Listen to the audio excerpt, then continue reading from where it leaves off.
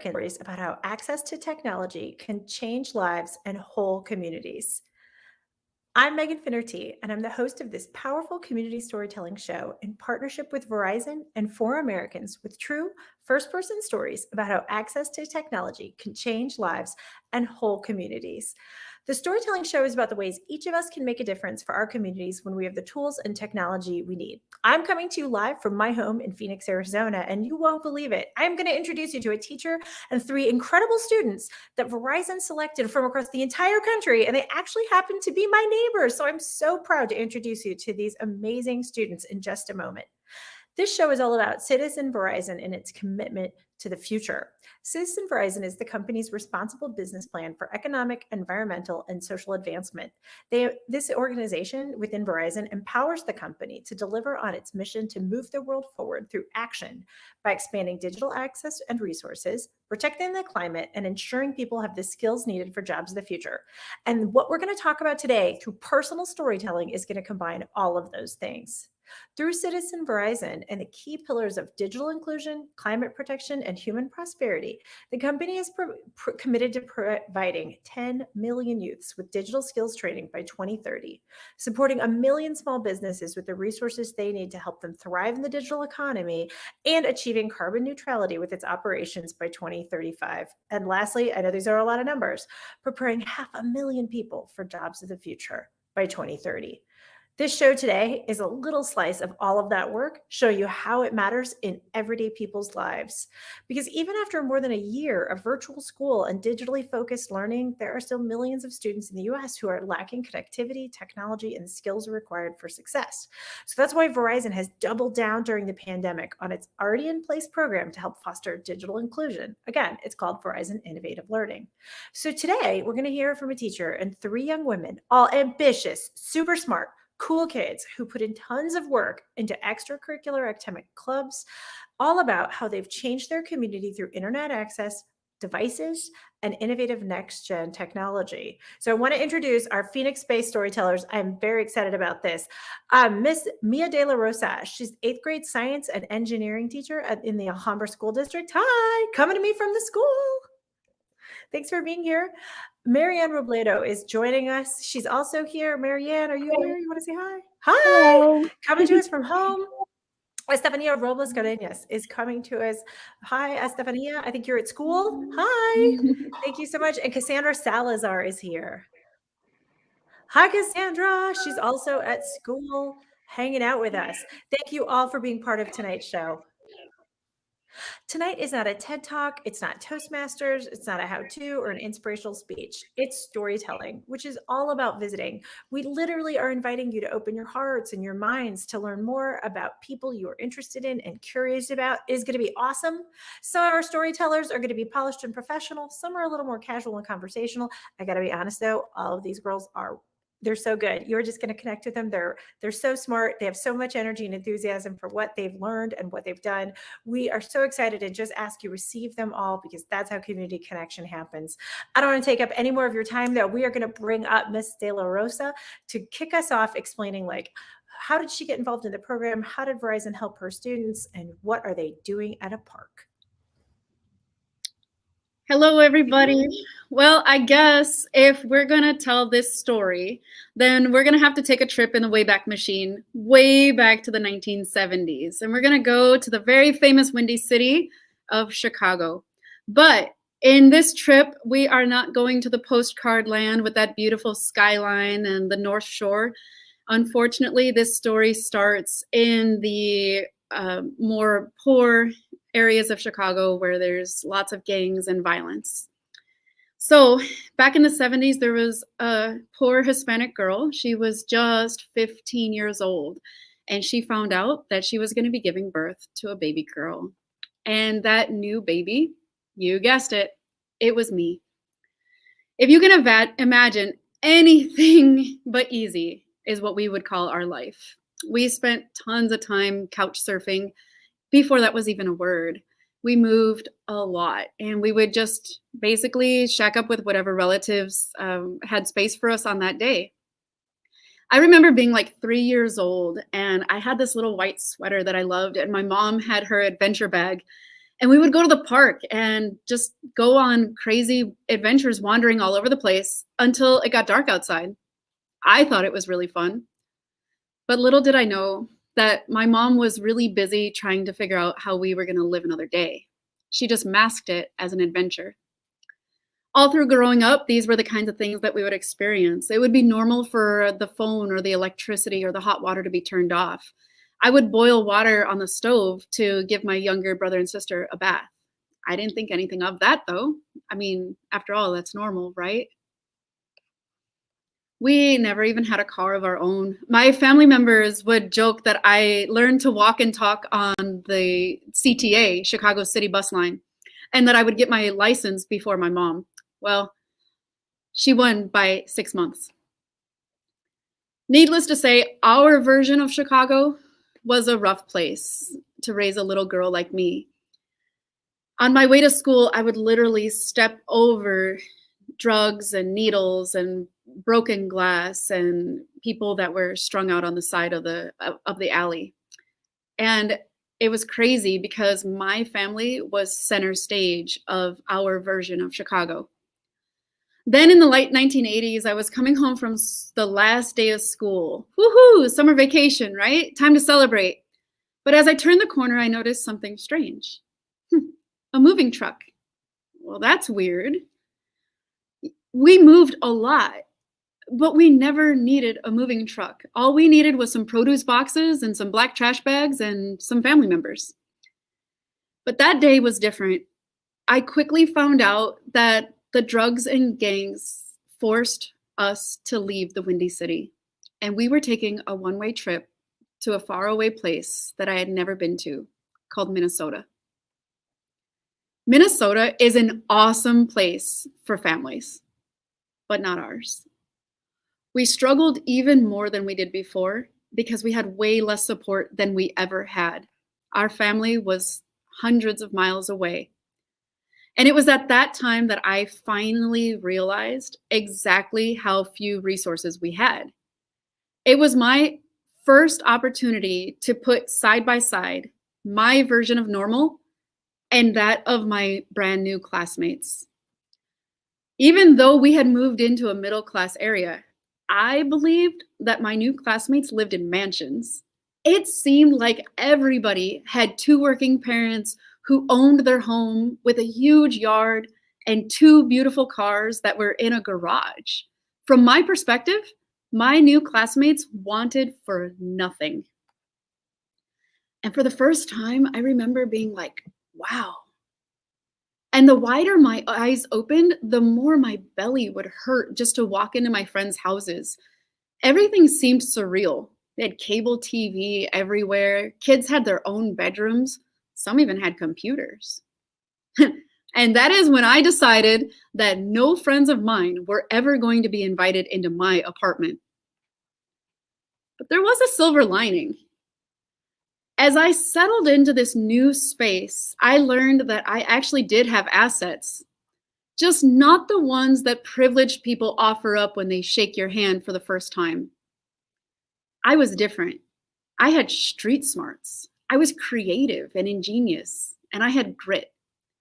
Because you know what? When you're poor like we were, you don't have the luxury of just hiring somebody to fix something for you or running to the store to get a replacement or throwing something away just because it's not in the best, newest condition. At a young age, I'm telling you, I could use a butter knife as a screwdriver, and it is true that duct tape literally can fix anything. So fast forward to high school, and I found myself in love with tinkering and architecture and engineering. I took wood shop, and I was really, really good at it. The problem was back to that bellyache. It would just ache in my gut to think about the idea of what would happen if I broke a machine or if I got hurt. There was no way on earth that my family could afford to replace anything or pay for medical bills. It wasn't that I was afraid of the machine itself, it was that I was afraid of the consequence. But I mustered through and I ended up joining our high school engineering team. And that is where I found my identity and some of my lifelong friends. I tried to find my way through adulthood after that, but the only thing that made sense was teaching. And that's when I found myself at Sevilla West School in the Phoenix, Arizona area. Our school is a Title I school. Let me explain just a little bit about what that means. Out of our 800 plus student population, about 80% are Latinx, 97% are not white. Almost everybody qualifies for free or reduced lunch, and it is really common for our kids to have more than one family per household, just like me when I was growing up. At one point, as many as a third of our kids won't last through the school year. Do you want to know why? Yep, because they have to move for jobs or other economic reasons. Sound familiar? As you can see, finding my place at Sevilla was easy. It was home. I fit in. For the first time since I left Chicago, I felt like I didn't have to put on a special persona just to get ready to go to school. I understood these kids and they understood me. And that made it so easy for me to gain their trust because I literally have walked in their shoes. Time and time again, my kids always tell me that they feel safe to take risks because I get them. The funny thing about that is I found myself falling in love with teaching and engineering to under-resourced kids because they love to make magic out of nothing. It was like a fish to water. It was like it was totally meant to be. And over the years, let me tell you, our engineering students have found many successes. Our duct tape prototypes have earned tons of awards and trophies. I guess you can say we specialize in reimagining junk that other people would have thrown away several uses ago. And just as we were getting really good at this engineering thing, our school applied for a Verizon one-to-one iPad grant. It was a long shot for sure.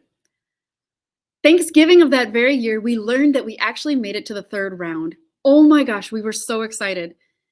I'll never forget this one day. It was a Thursday in December, and the Verizon representatives came on campus, and they came into my classroom. I was feeling like Charlie and his grandpa must have felt.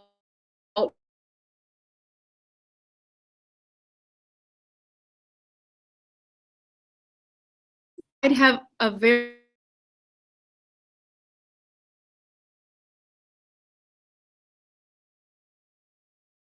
and wouldn't you believe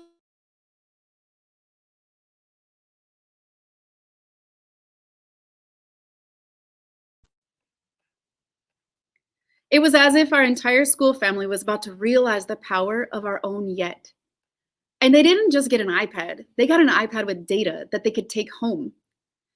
For more privileged kids, that might not seem like a big deal, but it's kind of like when I was young and somebody would give us a gift, but forget to give us the batteries. Not only does the gift become useless, but it becomes so frustrating.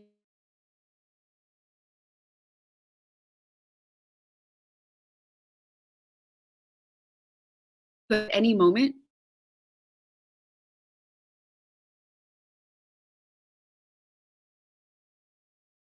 as an excuse to take a break, but we didn't do that. We actually created a club in partnership with Bioscience High School and Arizona State University. We called it Community Energy Engineering. And for the first time ever, we were able to create a virtual community where middle school students were being mentored by high schoolers, by graduate students, and by university professors, all in hopes of making real change. It was like serendipity. We had these iPads, we went on Google Earth, we saw cool stuff. The kids noticed some things, and then they found their passion. And they were able to talk to community leaders, and they were able to come out of their shells like you wouldn't believe. It was so cool. I got to see firsthand the shyest of shy kids blossom into public speakers. I got to see disenfranchised kids who insisted on working overtime all of a sudden, even though they were already putting in time after school. I was so proud of our kids that on their final day, they did a presentation called The Summit. And I remember the goosebumps on my arms, even though it was May. And in Phoenix, it's pretty hot outside. I had tears in my eyes as they wowed their audience members of district and city officials, and I could never be more proud of them. The crazy thing is that this was one example of what happens when brilliant, under-resourced kids just like me have tools and mentorship and support to realize that they actually can make a positive change in their world. Right now, the story is unfinished. But this story of this dirt poor brownish kid from Chicago, this story isn't finished either.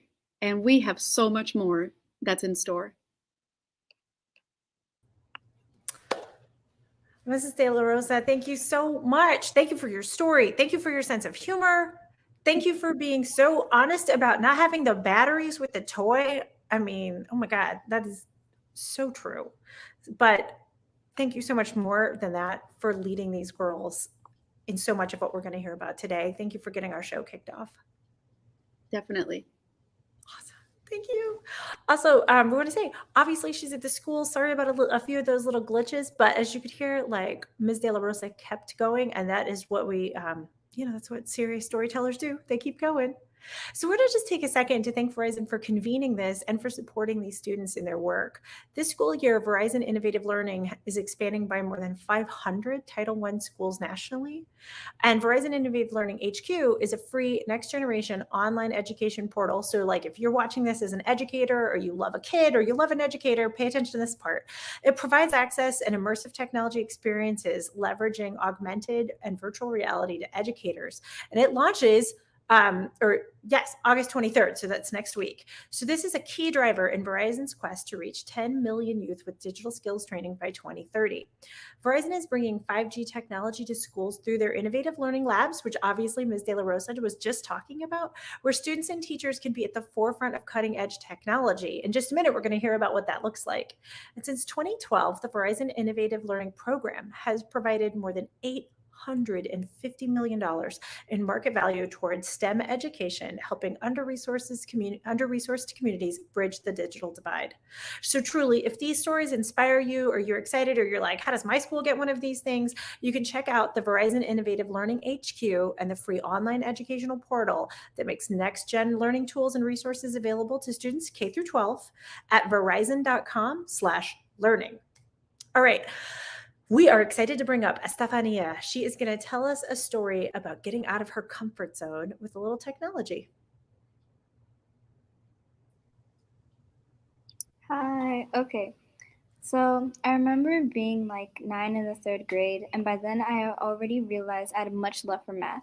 And that was simply because there's steps in order to help you get the correct answer, which, I mean, in a way made me feel at ease because there's one right way to do it, and you do it correctly and you're so-called successful. Now, don't get me wrong, math is still pretty difficult, but it's something I enjoy. Now, you may be thinking, what does liking math and doing things the right way have to do with this person's story? But I swear it has significance, so just stick with me. So me still being in the 3rd grade, I was invited to like a mini engineering club. At first, I wasn't as interested in it because I was aware to be working in a lot with groups, and I thought I was more of an independent worker. But as I kept working with my group after school, I found an appeal to helping others and doing group projects. Little did I know that that's when the seed of leadership was planted in me. So time skipping to me being 13 in the 7th grade, I saw that I was eligible to join student council. I will admit I was a bit hesitant to join as I don't have much experience with clubs, let alone it being virtual with the iPads, but I mean you only live once, right? So I joined. I knew there was other clubs like art clubs, but I believe student council was better suited for me as it involved being a leader and being a voice for other students in my grade. I believe a few weeks passed before we got told that we had a chance to help renovate a park, and that park being Little Canyon. Miss Pina, my student council teacher, explained to me and other members that the city wants us to help find plants that will be suitable for the park and to help it bring it more to life, as it looks really boring. Well, for now. So we will be basically like presenting information on the plants in our plant selection. I was actually pretty excited because I've never done a project like this before. I mean, a city asking 7th graders to help better a park. It was an opportunity that I've never had before. But as I kept thinking about it, my worries kind of kept increasing. They said they wanted plants. but there's so many plants to choose from. So it was like, what if they don't like this plant? What if they already know about these plants? Basically, I didn't like the idea of there not being a right plant, which there obviously is no such thing, like there's not a right way to do this project. But if I had one certainty, it was that I knew our presentation would look great since we already had much experience with doing presentations and making it look pleasing since we've gotten our iPads like 1 or 2 years ago. So we basically had like a lot of practice buckled down already. So researching them and looking up photos was quite easy for me. So as I continued with the project, less and less people started coming to the meetings. So everyone who was supposed to contribute didn't. In the end, it was up to me, Kassandra, and Talia to present. We practiced quite a few times since we all wanted this to go as smoothly as possible. Then came the day where we presented to the city. Me, Cassandra, and Talia all took turns talking, and I think it went pretty well. Of course, I was really nervous, but I did the best I could. And just when I thought that we were finished with the project, they told us they wanted to organize the plants, but how much water they needed. So that was our base step, our next step. We basically had to reorganize our information, so it wasn't too much work, thankfully. Cassandra and I ended up taking our project to the next level.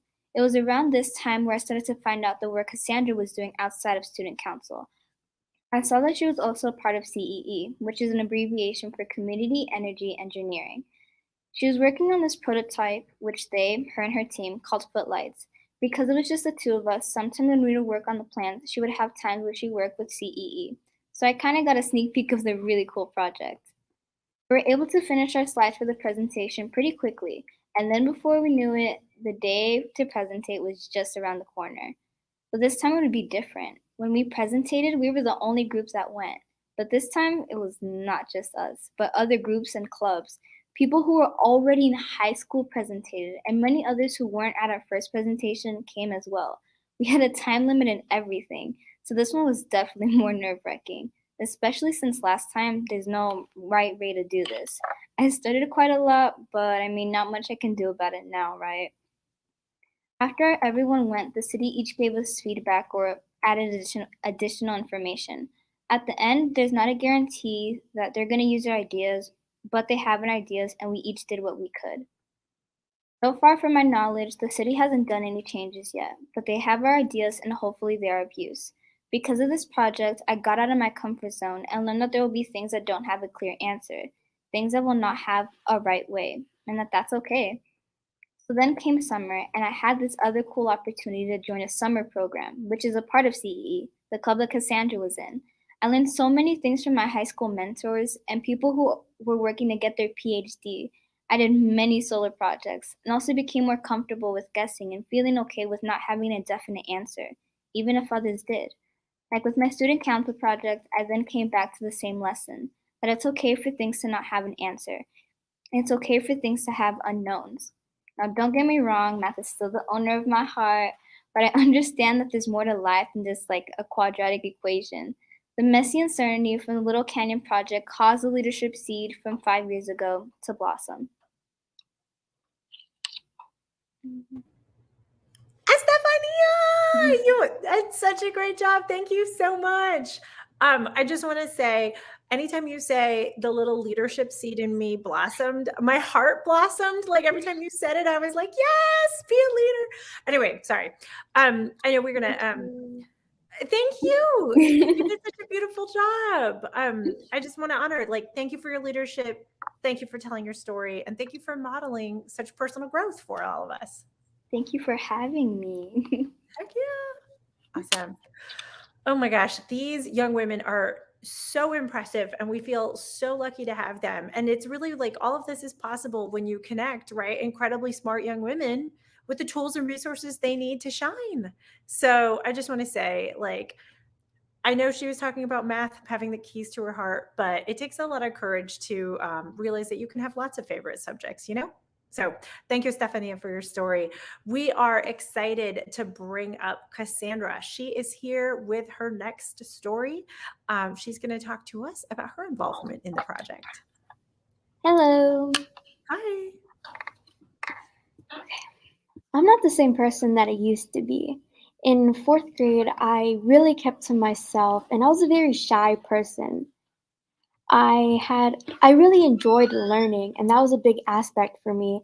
But even so, it was just really hard to make friends, and because of that, it wasn't very fun in my childhood. My parents had concerns for me, and so that was just a really rocky point in my life. Because I struggled making friends in 5th grade, I had the mindset, okay, I struggled at making friends. I'm not good at talking to people. I'm just going to keep to myself and just get through the year. But little did I know that changed. I was in line for lunch and my friend came up to me. Well, my future friend came up to me and he asked me, "Do you know who Sasuke is?"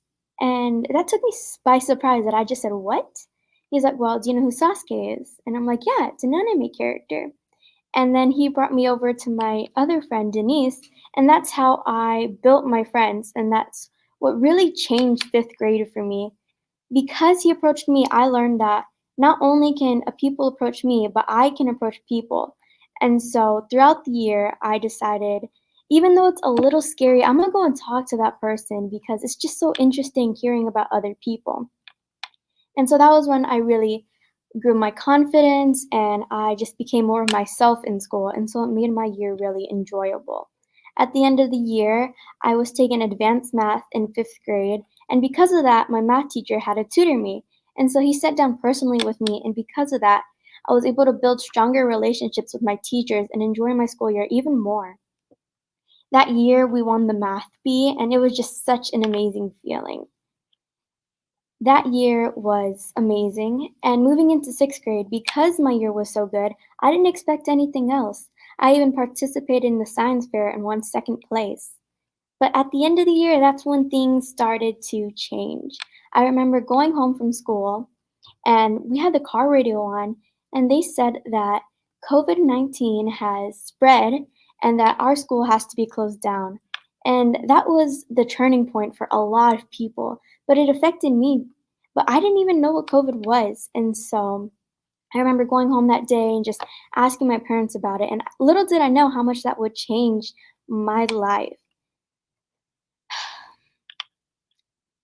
COVID affects a lot of people in a lot of different ways. I know my parents worried about our health and making sure we were vaccinated, that we had masks, and that we hand sanitized. And because of that, I wanted to make sure that going into 7th grade, I kept my grades up so that was one less thing they had to worry about. I did my very best in school, but even so, it was really hard for me. Around the middle of the year, it became really hard for me mentally. I couldn't keep up in school. My grades were still fine, but it was just hard for me to communicate with my friends and make sure I was studying enough. I was in science class when Miss DeLaRosa gave me a survey. The survey asked me if I was interested in a club. It was just a simple yes or no answer, but to me, that really meant a lot. That simple click of yes changed how my 7th grade year would be. I joined CEE, which stands for Community Energy Engineering, and I was able to collaborate with so many different people through just a tiny little laptop. Because I was able to collaborate with new people, new opportunities opened up. I learned that if I can join community energy engineering, why can't I join other clubs that I like to join? So I joined student council that year and I became student council president. And when it was just huge being able to collaborate with new people and lead meetings. That was just something I've always wanted to do. Because these new opportunities opened up, I was able to meet new people around from a lot of different places that I usually wouldn't talk to because we have to worry about distance and traveling. Normally, I wouldn't be able to talk to um, city representatives or people that are way higher up than I am. But I was able to communicate with those people and build a project at the Little Canyon Park. I had high school mentors and I had ASU professors working with me, and I was able to build my skills of presenting and communicating with new people. Through this club, I was able to be on ABC 15 News, and that was just huge for me because I have never experienced anything like that. I've never been interviewed. Why am I special? And through our hard work, hard work, I was ABC 15 chose our school and me to have an interview and show how much work we have done for our community. I remember going to brunch that day and just talking to my parents and hearing them say how proud they were of me was such a great thing to experience because I always struggled with confidence and that just really made me happy. As you can see, I'm much different than I was in 5th grade. I'm more open, I'm talking to you now, and I would have never dreamed of that when I was just this tiny, shy me. Through all these experiences, I can learn that a simple yes can change your life and that I can approach people just as people can approach me. Kassandra, thank you so much for your story. I just want to honor opening a story with I'm not the same person I used to be might be the greatest way to get everyone's attention. I totally leaned in. I was like, how did she change? So, oh my gosh, amazing storytelling. But you're right. Like when we open ourselves up to like new people, new friendships, and certainly new projects, it does change us, right? It changes who we can be and what's possible for us. And I want to say thank you so much for modeling that leadership for us today and that courage. Anytime. Thank you for having me. I Listen really to you enjoyed the anytime because Cassandra, I love you. I love you. I love you. Like we're booking her. She's going on the road. Awesome. Thank you so much, Cassandra. I just get such a kick out of this. It is low key because I'm their neighbor, and that is just like how it happened to turn out. Verizon could have picked kids from anywhere in the world, but we're so excited to have them here from Phoenix. They're working, their whole project is at a park, and I promise you, once the work gets finished, as she mentioned, she's been meeting with like city council people and other civic leaders. They're going to see this through. We're going to have a part 2 of this, I'm sure. We are going to close our show. I'm really excited to bring up Marianne. She is going to kind of put a bow on tonight's storytelling experience. Are you ready? Hello. Hi, take it away, Marianne. I was in 6th grade when I joined MESA, which stands for Math, Engineering, Science, and Achievement. It's just like an engineering club. I joined because my older brother had been a part of it like years prior. He's like 6 years older than me. And I just saw him achieve so many great things. I saw him win a big, big medal. I remember it had like the white like neck thingy, and then there was like a big medal from first place competition that he won. And as a little girl, I was just like, I want that for myself. I was just so fascinated because everybody around him was like so excited for him, and I wanted to be like him. And then fast forward to 8th grade, I was actually chosen to be part of the national team, which is a little bit more high stakes, just because if you win, you get to go to the nationals competition. And our project focused on educating people in the Dominican Republic on the consequences of clean drinking water. So my group entered this big engineering competition. The month leading up to the big day, we worked 12 hours a day. We went to school at 6 a.m. and we left at 6 p.m. Sometimes we would go to school on the weekends to work on it. It was just like a full-time job. And sadly, we didn't win. We were so sad. We cried the whole day. There's actually a picture of us like accepting our award because I think we lost it by 1 place. And like our eyes were just so puffy and red because we were so disappointed. And then, but that didn't let us, that didn't stop us. We worked on the project even more. We actually created it into an organization called Equalidad. And that's where I became an ethnographer, which is I just had to conduct interviews and surveys with the community to make sure that the problem that we were tackling was actually a problem. And this just helped us make sure that our group's white savior complex was kept in check. And that's where we met Dr. Jordan, who was a professor at ASU University, who was researching the integration of sustainable technology. And she took the time to listen to us and she supported our work. And actually, because of her, we got to join another competition, which is PVSC, which stands for Photovoltaic Specialist Conference. and the finals were in Chicago, and that's where we had to present. And actually, there the stakes were even bigger because we had to present in front of rich business people who were like, top people. It was really, really nerve wracking and intimidating, but also super excited. And I guess I was just intimidated because I was like, why would these people listen to me? I'm at that time, it was just a freshman in high school, 15 years old, like compared to all these big successful people, like why would they listen to me? And I guess I just felt that way because I've seen my dad go through it at his workplace, going through like discrimination and racism because he was undocumented. Um, but after the competition, I realized that the experience was just so amazing. I got to meet so many good people all around the world, and I was just so mind blown to see how many people were actually interested in our work that we did. They were so interested that they gave us their business cards. We had a whole envelope full of business cards, and I guess we must have connected through things, our work, instead of just like ethnicity, gender, or income, because it didn't really matter. And actually, that competition we won. We won social impact, and we also got a little bit of money from it. And that just made me feel like on top of the world because it showed us that all our work, even after we lost, still mattered, and people were still listening to us.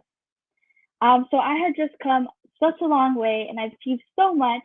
And then one day, when I was during that time of PBSC, when I was a freshman, DeLaRosa actually asked me if I would become a mentor to the same children who went to the middle school that I did.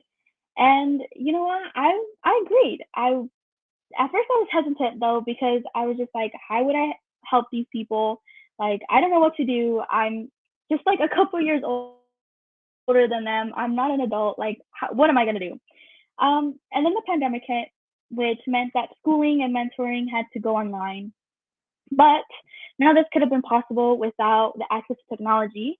And if it hadn't been for the Verizon grant that the middle school had won, that gave each child at the school an iPad and access to technology, I wouldn't have been able to continue mentoring uh, these kids. So with the iPads, they were actually able to continue our mentoring sessions through Zoom call, like I just mentioned, and they were able to take pictures, and I guess like presentations with their prototypes and the tests that they conducted. And as soon as I started mentoring, I realized that I was kind of like an expert. I did already have so many lessons and wisdoms that I've already learned from years past because I actually have been in their shoes and I've been there and done that. Um, and I guess people tell me, Miss Rosa tells me that I'm a good mentor and that they trust me and that they look up to me, which again just makes me feel so mind blown because I'm just like a few years older than them and they look up to me, which is so cool to me. And I also just look like them. I'm not a rich white dude. I am a Latina from a low income area and I look just like them. So I realized that I could help them. And this made me feel empowered and grateful because I had the opportunity to give them the same resources and opportunities that I got from my mentors. So now I'm 17 years old. I just started high school. Well, I'm a senior. I just started school. And for the longest time, I've always wanted to be an engineer. But now I kind of want to go into public service and maybe politics, like a senator, representative, but not just for the sake of being a politician, but because I am a daughter of immigrants. And I've learned so much, and I know that I can be helpful and help others and do more things in real life with real life consequences. I want to help and empower people. In the end, I got the medal, but I came out with the process with so much more. I realized that as a teenager, I can make changes in the world, and I hope to do so more in the future. Thank you. Oh, Marianne, thank you so much. I so appreciate your story and your leadership, like just coming back to over and over again how you looked inside yourself and you found something powerful to share with someone else. That's so important. Like that's such a gift that you're giving to these young people, but it's also a gift you're giving us because when you're modeling that behavior, we can think to ourselves like, should I be mentoring somebody? Should I be being a better person? So You should. listen to this. She's on. Marianne is on her talking points at all times. Okay, fair enough. Also, thank you for helping us understand what an ethnographer is and low-key dropping in white savior complex. Those are very high-level things to be doing in a casual storytelling environment. So I got my eyes on you, Marianne. You're a pro. Thank you. That was great. Yeah, that was really great. Well, gosh, I want to bring up all of our storytellers real quick so we can thank them so much. Can we see everybody? Marianne is here waving hi. Kassandra. Let's say hi to Ms. DeLaRosa. Hi, Estefania. Hi, everyone. Oh, Kassandra, sorry. Yes, she's like, we had to share a computer, so we can't be that close to each other for the internet or for coronavirus. Okay, got it. Thank you, guys. Thank you guys so much for being on tonight's show. I want to say thank you to you all on behalf of the Storytellers Brand Studio from Verizon, but I also want to say thank you on behalf of our audience, your stories. We so appreciate you telling them. I also want to thank all of our viewers. Thank you so much for your curiosity and your interest. And I hope that you were like cheering on all of our storytellers from home. If you are an educator or a friend of an educator and these stories inspire you, remember to tell this person or jot this down. You can sign up for the Verizon Innovative Learning HQ. You can learn about like how to get in touch with them. You can check out the online education portal, again, with next generation tools and resources available for kids K through 12 all across the United States. You can learn more at verizon.com/learning. So we just want to say thank you so much for watching. Thank you to our storytellers, and thank you for this evening.